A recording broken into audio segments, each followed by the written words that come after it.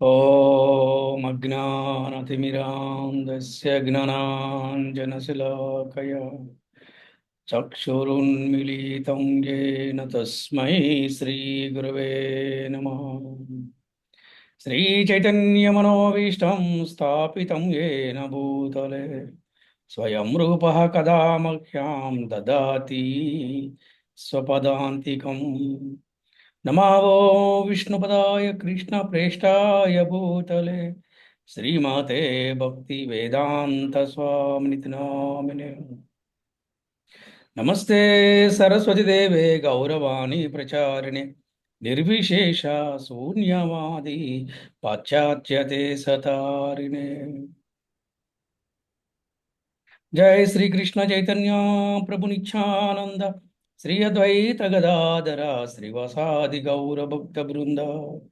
हरे कृष्ण कृष्ण कृष्ण हरे हरे हरे राम राम राम हरे हरे। ओम नमो भगवते वासुदेवाय। ओम नमो भगवते वासुदेवाय। ओम नमो भगवते वासुदेवाय। ओम नमो नमो भगवते भगवते वासुदेवाय। ओम नमो भगवते वासुदेवाय। ओम नमो भगवते वासुदेवाय। హరే కృష్ణ. భక్తులందరికీ శ్రీకృష్ణ శుభమస్తు. అలాగే ఈనాటి క్లాస్ వచ్చిన భక్తులందరికీ కూడా ఆత్మీయ ఆహ్వాన పలుకుతున్నాం. హరే కృష్ణ. హరే ఈ రోజున మనము ఆ, భగవద్గీతలోని 18వ అధ్యాయంలో 49వ శ్లోకం నుంచి 55వ శ్లోకం వరకు ఈరోజు మనము క్లాస్ చెప్పుకుంటాము.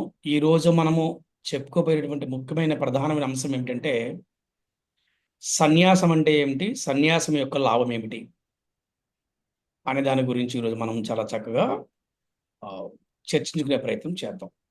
హరే కృష్ణ.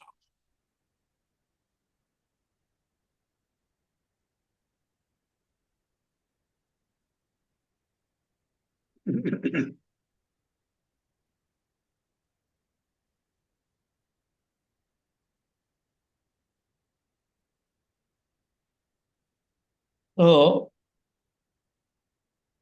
సన్యాసి అంటే ఎవరనే దాని గురించి మన ఇస్కాన్ ఫౌండర్ ఆచార్య భక్తి వేదాంత స్వామి ప్రభుపాదుల వారు చాలా చక్కగా వివరించారనమాట. ఎవరైతే ఈ కలియుగ ధర్మమైనటువంటి హరిభక్తి చేస్తూ కృష్ణ భక్తి యుక్త సేవలో ఎవరైతే ఉంటారో వారు గృహస్థులైనప్పటికీ కూడా వారిని సన్యాసిగానే పరిగణించాలని చెప్పేసి మనకి శ్రీల ప్రభుపాదు వారు భాష్యంలో తెలియజేశారు. అంతేకాదు శ్రీకృష్ణ భగవానుడు కూడా చాలా చక్కగా వివరించారు సన్యాసం గురించి. అది ఈరోజు మనం తెలుసుకుంటాం అన్నమాట. కేవలము నామాత్రంగా కర్మల్ని నేను విడిచిపెట్టాను, నేను బంధాలను విడిచిపెట్టాను, నేను సన్యాసం తీసుకున్నాను కాబట్టి నేను ఏమీ చేయను అని అనుకునేవారు సన్యాసులు కాదు. సన్యాసి అంటే ఎవరైనా గురించి చెప్పారు, detachment with material existence, attachment with lord Srikrishna. అంటే భౌతికమైనటువంటి విషయాల పట్ల, భౌతికమైనటువంటి వ్యక్తుల పట్ల మనకి అటాచ్మెంట్ ఉండాలి. మనకి అటాచ్మెంట్ భగవంతుడితోటి, భగవంతుడి యొక్క భక్తులతో ఉండాలి. దానే సన్యాసం అన్నారు.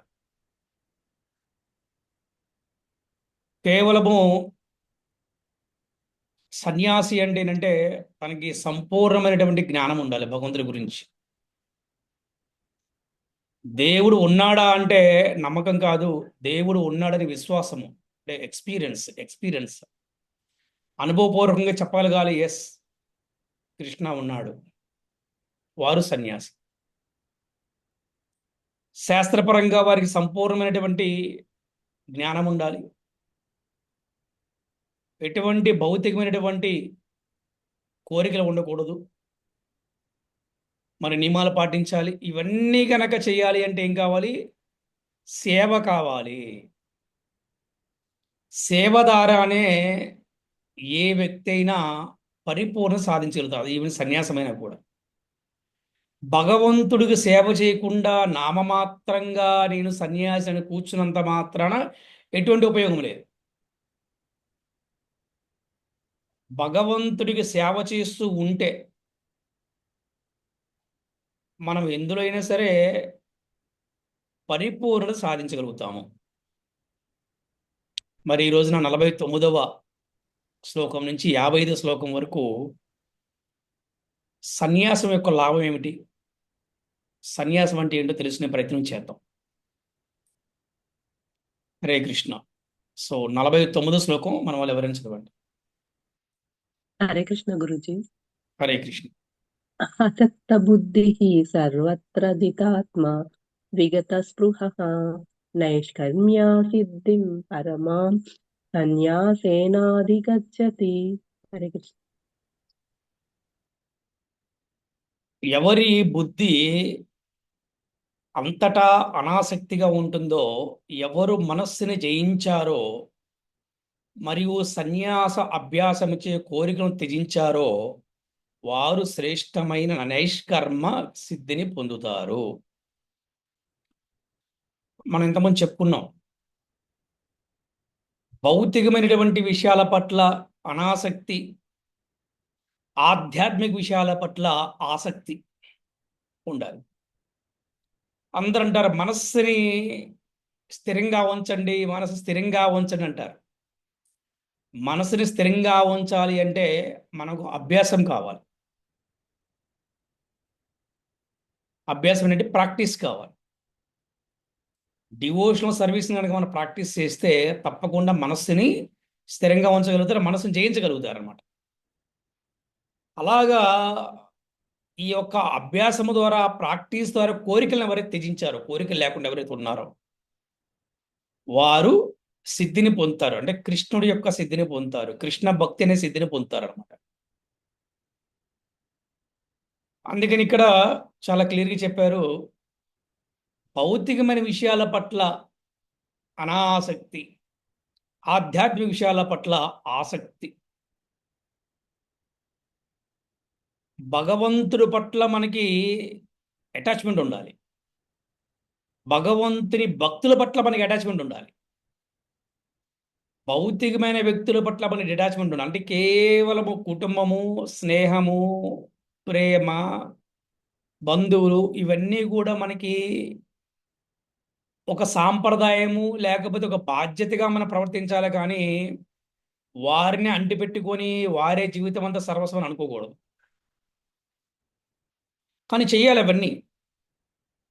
ఎందుకు చేయాలి అంటే ఇక్కడ జన్మ తీసుకున్నాం కాబట్టి, ఇక్కడి నుంచి మళ్ళీ వెళ్ళాలి అంటే మరి కొన్ని కొన్ని తప్పించుకోలేం కాబట్టి బాధ్యతగా ఫీల్ అయ్యి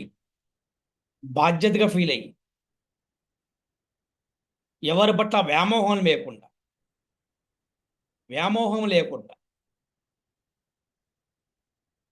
చాలామంది వ్యామోహాన్ని ప్రేమ అనుకుంటారు. కాదు, వ్యామోహం.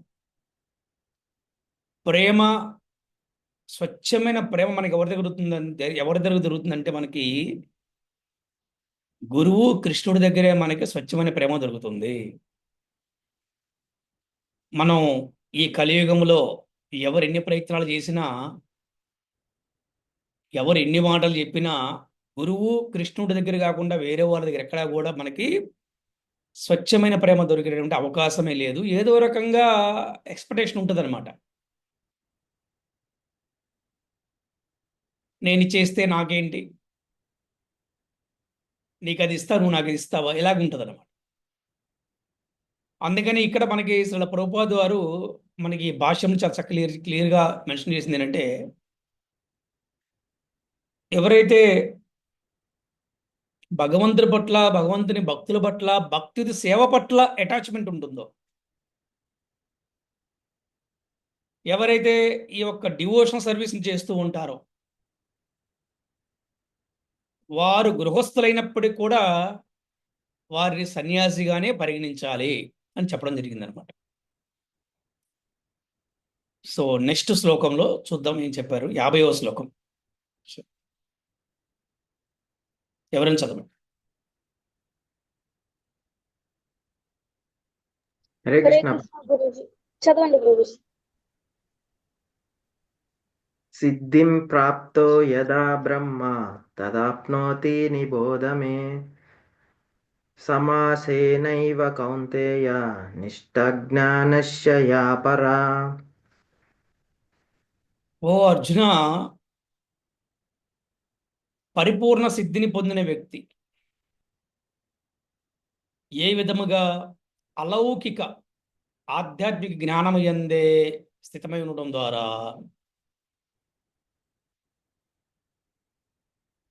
అతను భగవంతుని ఎలా పొందగలడో వివరిస్తానని చెప్తున్నాడు అనమాట. ఎలా పొందగలడో కూడా వివరిస్తానని చెప్తున్నాడు. ఇక్కడ మనకి చక్క చెప్తారు, చదవచ్చు. 51, 52, 53 శ్లోకాల్లో మనం తెలుసుకుందాం. చదవండి ఎవరైనా.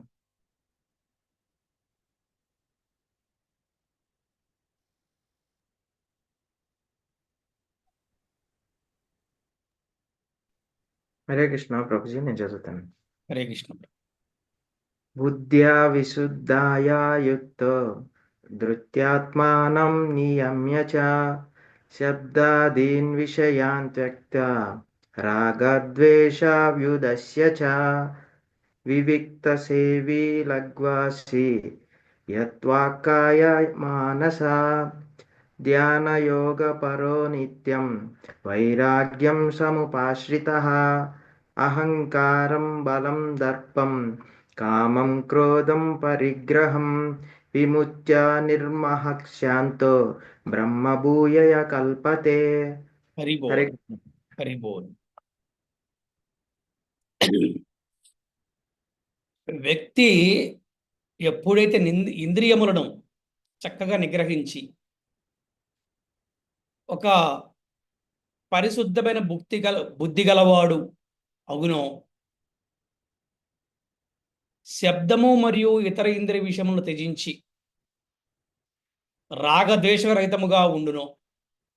అంటే ఇంద్రియాలను చక్కగా నిగ్రహించటం అంటే ప్రధానంగా 4 నియమాలు పాటించటం, మరి పవిత్రమైనటువంటి బుద్ధి కలగటం, అలాగే ఇంద్రియ విషయాలను కూడా త్యజించటం. అంటే ఇంద్రియాలను నిగ్రహించినప్పుడు కూడా వాటికి మూలాలు ఉంటాయి, అవి అలాగే ఎప్పుడన్నా ప్రేరేపిస్తూ ఉంటాయి అన్నమాట. వాటిని కూడా త్యజించి రాగద్వేషము, ఎవరి పట్ల ప్రేమ లేదు, ఎవరి పట్ల ద్వేషము లేదు. ఇది చాలా ఇంపార్టెంట్. అది రాగద్వేష రహితముగా ఉండును అంటే సన్యాసి అయిన వాడికి ఇటువంటి లక్షణాలు ఉండాలని చెప్తున్నారు. సన్యాసము తీసుకునే ముందే ఇవన్నీ కూడా ప్రాక్టీస్ చేయాలన్నమాట. ఎవరి పట్ల కూడా ప్రేమ లేదు, ఎవరి పట్ల కూడా ద్వేషం లేదు, ఎవరి పట్ల శత్రుత్వం లేదు, ఎవరి పట్ల మిత్రుత్వం లేదు. అప్పుడు అతను భగవంతుని పొందుటకు అతనికి అర్హత వస్తుంది. అటువంటి వ్యక్తి ఏకాంతమును ఇష్టపడతాడు, అలాగే మితంగా తింటాడు. అంటే ఎంతవరకు అవసరమో శరీరానికి అంతవరకే తీసుకుంటాడు. ఎందుకంటే ఈ శరీరం దేనికి ఉండాలి అంటే, ఆరోగ్యం ఎందుకు ఉండాలంటే భగవంతుడు సేవ చేయాలి కాబట్టి. అందుకని అతను మితంగా తింటాడు, అలాగే శరీర మనోవాక్కులను నియంత్రిస్తాడు. మరి వాక్కు అనేది నియంత్రణ ఉండాలి, నియంత్రణ లేకపోతే వాక్కు చాలా ప్రమాదం. అలాగే అతను నిత్యము కూడా భగవంతుడి సేవలో ఉంటాడు. అభ్యాస యోగేన అని నిరంతరం కూడా భగవంతుడి సేవలో ఉంటాడు. భగవంతుడికి సేవ చేయకుండా ఎవరు కూడా సన్యాసి కాలేరు, నిలబడలేరు. నిరంతరం సేవ సేవ సర్వీస్ సర్వీస్ సర్వీస్ చేస్తూ ఉంటే మనకి అనుభవం వస్తుంది. ఎస్, భగవంతుడు నాతో ఉన్నాడు, భగవంతుడు ఉన్నాడని. కేవలం పుస్తకాలు చదువుతూ ఖాళీగా కూర్చొని టైంని గడిపినంత మాత్రాన ఎవరైనా వచ్చి క్వశ్చన్ వేసినప్పుడు మనకే డౌట్ వస్తాం, ఉన్నాడా లేడా కృష్ణుడు అని. అది నష్టం అనమాట. అదైనా ప్రాక్టీస్ చేస్తున్నాం అనుకోండి, ఎప్పుడు మన హృదయంలో స్థిరంగా భగవంతుడు ఉంటాడు, మన బుద్ధి బాగా ఉంటుంది. ఎవరు చెప్పినా అవునయ్యా కృష్ణుడు నాతోనే ఉన్నాడు చూపించమంటే నువ్వు కూడా సేవ చేయి, నీకు కూడా కనపడతాడు. అంతే సింపుల్. నువ్వు కూడా సేవ చేయి, నీకు కూడా కనపడతాడు, నీకు కూడా తెలుస్తాడు ఉన్నాడా లేదా అని. ఇప్పుడు చూపించమంటే నీకోసం నేను ఇప్పుడు చూపించాలా? నా నా నాకుండే టైం నాకు అప్పుడుగా టైం లేదు. నాకు నిన్ను తీసుకెళ్ళి కృష్ణుడు చూపించేంత టైం నాకెందుకు? నీకు నిజం కావాలనుకుంటే నువ్వు ప్రాక్టీస్ అయ్యి నీకు తెలుస్తాడు కృష్ణుడు ఉన్నాడా లేదా. అంతే సింపుల్. అందుకని నిత్యము కూడా భగవంతుడి సేవలో నిమగ్నం అవుతారు. అలాగే వైరాగ్యాన్ని అభ్యాసం చేస్తారు. వైరాగ్యం, డిటాచ్మెంట్ మనం చెప్పుకున్నాం కదా. ఏంటి వైరాగ్యం అంటే ఏంటి? అన్నిటిని విడిచిపెడతాం వైరాగ్యం కాదు. అన్నిటిని విడిచిపెడతాం వైరాగ్యం కాదు. వైరాగ్యం అంటే ఏంటి? భౌతికమైన విషయాలు, భౌతికమైన వ్యక్తులు, భౌతికమైన వస్తువులను విడిచిపెడతాం వైరాగ్యం అంటే. గుడి పట్ల, గురువు పట్ల, భగవంతుడి పట్ల అటాచ్మెంట్ ఉండాలి. అది వైరాగ్యం అంటే. అలాగే అహంకారము, హింస, దురభిమానము, కోరికలు, ఆస్తుపాస్తులు తనవేనన్న భావన లేకుండా ఉండాలి. స్వార్థం లేకుండా ఉండాలి.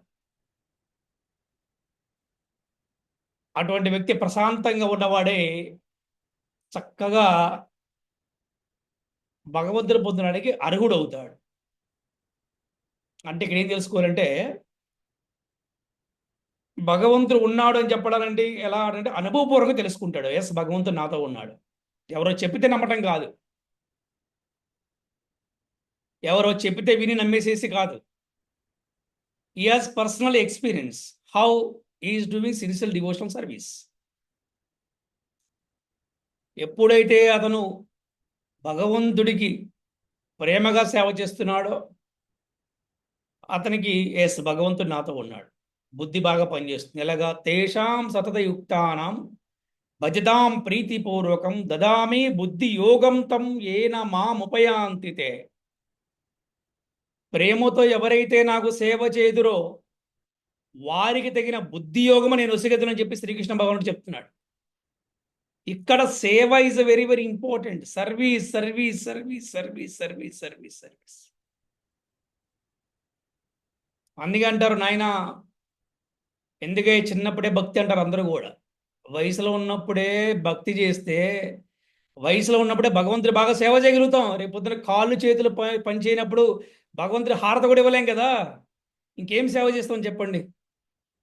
అందుకని సేవ చేయడం ద్వారా భగవంతుడు మనతో ఉన్నాడని అనుభవం అవుతుంది, భగవంతుడు మనతో ఉన్న విశ్వాసం పెరుగుతుంది అన్నమాట. ఇవన్నీ కూడా సన్యాసికి లాభాలే. ఇవన్నీ కూడా, ఇవన్నీ ఉంటేనే వారిని సన్యాసిగా పరిగణించాలి. అందుకే మన ఇస్కాన్లో ముందు ప్రాక్టీస్ చేయించి ఆ తర్వాత ఇస్తారు సన్యాసం. ముందుగా ఎవరు ప్రాక్టీస్ చేయిస్తారు. ఓకే, ఈజ్ ఓకేనా? ఓకే. అప్పుడు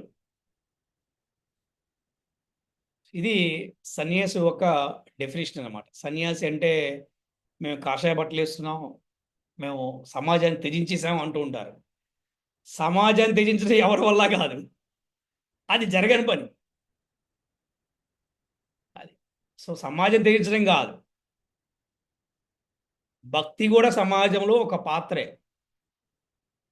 అందుకని భౌతికమైన వ్యక్తులు, భౌతికమైన విషయాలు, భౌతికమైన వస్తువుల పట్ల మనకి వైరాగ్యం ఉండాలి. ఆధ్యాత్మికవేత్త గురువుల పట్ల, కృష్ణుడి పట్ల మనకి అటాచ్మెంట్ ఉండాలి. ఇదే సన్యాసం అంటే. ఎస్, 54వ శ్లోకం సారీ చదవచ్చు ఎవరైనా.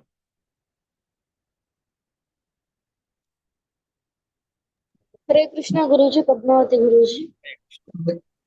ब्रह्मभूतः प्रसन्नात्मा न शोचति न काङ्क्षति समः सर्वेषु भूतेषु मद्भक्तिं लभते पराम्। हरे कृष्ण गुरुजी। Very good.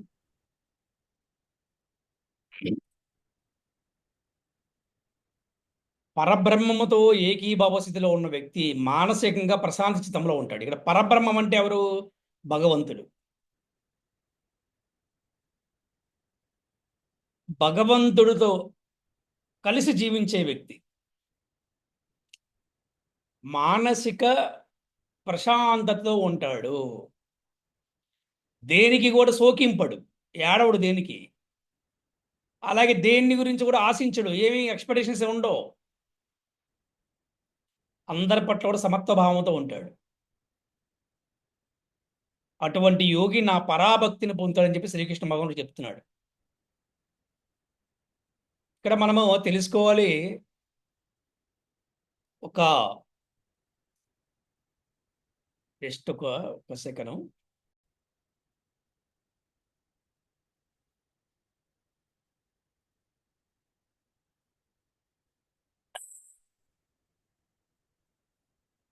భగవంతుడితో కలిసి జీవించే వ్యక్తి మానసికంగా ప్రశాంతంగా ఉంటాడు.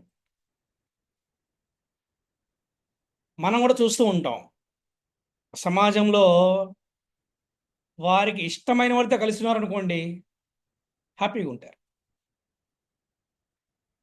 అలాగే కృష్ణుణ్ణి మనం స్నేహితులాగా భావించవచ్చు, తండ్రిలాగా భావించవచ్చు, కొడుకులాగా భావించవచ్చు, యజమానిలాగా భావించవచ్చు. భావగ్రహి జనార్దన, ఎవరు ఏ విధంగా భావిస్తే వారికి ఆ విధంగా భగవంతుడు ఫలితాలను ఇస్తూ ఉంటాడు. అలాగా భగవంతుడితో కలిసి జీవించడం అంటే ఏంటి? భక్తి చేయటమే, సంపూర్ణమైన శరణాగతి పొందడమే భగవంతుడితో కలిసి జీవించడం. మరి పాండవులు భగవంతుడితో కలిసి జీవించారు, అందుకే వారు నిత్యం ఆనందంగా ఉన్నారు. కష్టాల్లో కూడా ఆనందంగా ఉన్నారు వాళ్ళు. ఆనందం అంటే ఏ కష్టమో లేకుండా ఉంటాం ఆనందం అని ఎవరు అనరు. అవి లైఫ్లో ఎప్పుడు ఉంటారుంటాయి. ఏదో ఒక సమయంలో ప్రతి ఒక్కరికి, ఈ భూలోకం చదివిస్తున్న ప్రతి ఒక్కరు కూడా ఎప్పుడు ఏదో ఒకటి ఉంటూనే ఉంటుంది. అది మామూలే, దాని నుంచి ఎవరు తప్పించుకోలేరు. కానీ అందులో కూడా వారు ఆనందంగా ఉన్నారు. కారణం అంటే వారు కృష్ణుడితో కలిసి జీవిస్తున్నారు. కృష్ణుడే వారి ఇంట్లో ఉన్నాడు, కృష్ణుడితో స్నేహం చేశారు, కృష్ణుడు వారందరికి గురువుగా ఆయన వ్యవహరించారు. అందుకని వాళ్ళు ఎలా ఉన్నారు? నిత్యం కూడా ఆనందం. అలాగే దేనికి సోకింపడంట సన్యాసి అయినవాడు. సోకింపడు, దేనికి ఏడవడు. ఎందుకు ఏడవాలి? ఎందుకు? ఆరోగ్యం బాగాలేకపోతే ఏడవడు. ఎందుకు? ఈ శరీరమే తాత్కాలికమైన శరీరమే కదా.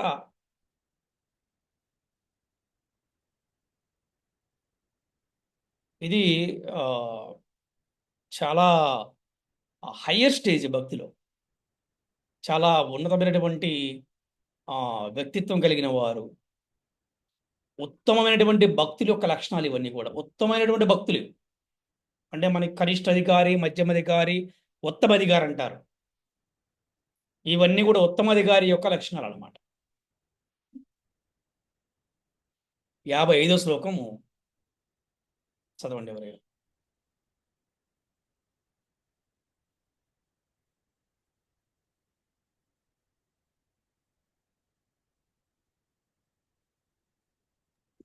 హరే కృష్ణ గురుజీ చదవమంటారు. చదవండి. భక్త్యా మామాభిజనాతి యవాను యచ్చాస్మి తత్వతః తతో మాం తత్వతో జ్ఞాత్వా విశతే తదనంతరం. హరే కృష్ణ. కేవలం నా పట్ల ప్రేమ యుక్త భక్తి చేత మాత్రమే, మళ్ళీ మళ్ళీ చెప్తానండి, కేవలము నా పట్ల ప్రేమ యుక్త భక్తి చేత మాత్రమే యథార్థముగా నేను ఎవరో ఎంతటి వాడునో తెలుసుకోవచ్చును. నన్ను తెలుసుకున్న పిదప నా భక్తుడు నా లోకానికి చేరుకుంటాడు, నా ధామానికి చేరుకుంటాడు అని శ్రీకృష్ణ భగవానుడు ఈరోజు క్లాసులో ఈ శ్లోకంలో కన్క్లూజన్ ఇచ్చారు. చాలా క్లియర్గా మెన్షన్ చేశారు. ఇక్కడ గుర్తుపెట్టుకుని ప్రతి ఒక్కరు కూడా ప్రేమ భక్తి చేత మాత్రమే, కామభక్తి కాదు, కోరికలతో కూడుకున్న భక్తి కాదు. దీన్ని నిష్కామ కర్మ అంటారు. సమాజంలో చూస్తే ఎక్కువ శాతం మంది కోరికల కోసమే భక్తి చేస్తూ ఉంటారు. జీవితం అంతా జరిగిపోతూ ఉంటుంది అన్నమాట. తప్పులు చేస్తూ ఉంటారు, మళ్ళీ క్షమించమంటారు, తప్పులు చేస్తూ ఉంటారు, మళ్ళీ వేడుకుంటారు, కష్టం వస్తుంది, ఆ కష్టం కోసం మళ్ళీ ఒక పూజ చేస్తారు. ఇలా జరుగుతూ ఉంటుంది అన్నమాట. కానీ భగవంతుడు కేవలము ఏం చెప్తారంటే ప్రేమ భక్తి చేత మాత్రమే యథార్థముగా నేనెవరో ఎంతటి వాడినో తెలుసుకోవచ్చును అంటున్నారు అన్నమాట. భక్తి లేదనుకోండి ఎలా మాట్లాడతారంటే, ప్రేమ భక్తి లేకపోతే ఎలా మాట్లాడతారంటే కృష్ణుడికి అంతమంది భార్యలు అవసరమా అంటాడు. సింపుల్. అదే కనుక అతను నిరంతరం కృష్ణుడు కనుక ప్రేమ భక్తి చేస్తున్నాడు అనుకోండి, అందులో ఉన్నటువంటి అంతర్యార్థం తెలుస్తుంది అన్నమాట. అర్థం తెలుస్తుంది, పరమార్థం తెలుస్తుంది, కారణం తెలుస్తుంది, ఇది ఒక లీల అని తెలుస్తుంది. ఆయన దయామయుడు, కరుణామయుడు, ప్రేమమయుడు, పతితులను ఉద్ధరిస్తాడు. కాబట్టి ఆయన ఎవరిని కోరుకోలేదు, ఆయన కోరుకున్న వాడికి ఆయన న్యాయం చేశారని తెలుస్తుంది. అందుకని ప్రేమ భక్తి చేత మాత్రమే నేనెవరో, నేను ఎంతటి వాడునో ఇది చాలా అవసరం తెలుసుకోవచ్చు. అలా తెలుసుకున్న వారు మాత్రమే నా ధామానికి చేరుకుంటారు. ఇది చాలా క్లియర్ అనమాట. అందుకే మనం ఎన్నిసార్లు చెప్పుకుంటాం, తేషాం సతత యుక్తానాం భజతాం ప్రీతిపూర్వకం దదామి బుద్ధి యోగం తం ఏన మాముపయాంతి తే. ప్రేమతో ఎవరైతే నాకు సేవ చేయుదురో వారికి తగిన బుద్ధి యోగమును నేను వసిగదను. ఎందుకంటే బుద్ధి యోగం అంటే భగవంతుని తెలుసుకోవడానికి బుద్ధి యోగము, భగవంతుని చేరుకోవడానికి బుద్ధి యోగము, మన సొంత ఇంటికి తిరిగి వెళ్ళిపోవడానికి బుద్ధి యోగము. ఇంకా చెప్పాలంటే భగవంతుడికి ప్రేమతో సేవ చేయడం కోసం బుద్ధి యోగం. ఇటువంటి వారు భగవద్ధామం చేరుకుంటారు. అక్కడ చేరుకున్న వాడికి మళ్ళీ జన్మ ఉండదు. పునర్జన్మన విద్యతే, ఇక మళ్ళీ జన్మ ఉండదు. అంతేగాని ఎప్పుడు కోరికలు కోరికలు కోరికలు కోరికలు కోరికలు కాదు కాదు. ప్రేమ. సరే, మానవులు తప్పులు చేయకుండా ఉండరండి అంటూ ఉంటారు చాలామంది. సరే, అలాగే అనుకుందాం. కష్టంతోనే చాలామంది గుడికి వస్తారు, తప్పులు చేసో కోరికల కోసమో గుడికి వస్తారు. సరే, కనీసం ఏదో something is better than nothing start చేయండి. కామభక్తి నుంచి ప్రేమభక్తి స్థాయికి ప్రతి ఒక్కరు ఎదగాలి. కామభక్తి అంటే కోరికలతో కూడిన భక్తి. ఎప్పుడు కామభక్తే కాదు, ప్రతి ఒక్కరు గ్రాడ్యువల్గా అంచెలంచెలుగా చక్కగా అభివృద్ధి చెందుతూ ప్రతి ఒక్కరు కూడా కామభక్తి నుంచి ప్రేమభక్తి స్థాయికి ఎదగాలి. వారు మాత్రమే భగవద్ధామం చేరుకుంటారు. ఇది సన్యాసం యొక్క లాభము. సన్యాసి అంటే ఎవరు, సన్యాసి లక్షణాలు ఎలా ఉంటాయి, సన్యాసం యొక్క లాభం ఏంటి, ఇవన్నీ కూడా ఈరోజు మనం తెలుసుకున్నాము. హరే కృష్ణ కృష్ణ కృష్ణ హరే హరే, హరే రామ రామ రామ హరే హరే. వాంఛాకల్పతరుభ్యశ్చ కృపా సింధుభ్యైవ చ పతితానాం పావనేభ్యో వైష్ణవేభ్యో నమః. హరే కృష్ణ. ఈరోజు జరిగినటువంటి క్లాసులో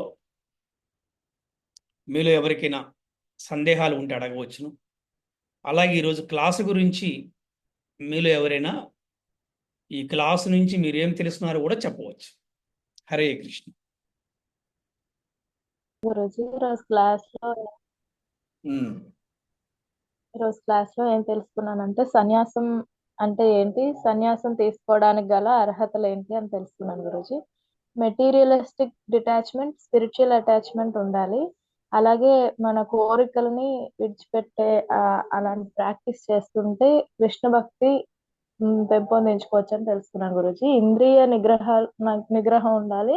అలాగే ఇంద్రియమైన కోరికలు ప్రేరేపిస్తుంటాయి, వాటిని కూడా త్యజిస్తూ ఉండాలి. 4 నియమాలు పాటించడం, అందరి పట్ల రాగద్వేష రహితంగా ఉండడం, ఇలా ప్రాక్టీస్ చేస్తూ ఉండాలి గురుజీ.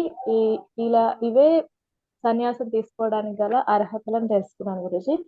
అలాగే ఇంకోటి, భగవంతుడితో కలిసి జీవించే వాళ్ళు ఎప్పుడు ఎలాంటి సిచ్యువేషన్స్ ఉన్నా కూడా మనశ్శాంతిగా ఉంటారని తెలుసుకున్నాను గురుజీ. మాత్రమే ఉండడం వల్ల మాత్రమే కృష్ణుడితో కలిసి జీవించవచ్చు అని తెలుసుకున్నాను గురుజీ. కామ భక్తి అంటే కోరికలతో కూడిన భక్తి కాకుండా ఓన్లీ ప్రేమ భక్తి ఉండడం వల్ల మాత్రమే కృష్ణుడితో కలిసి జీవించవచ్చు.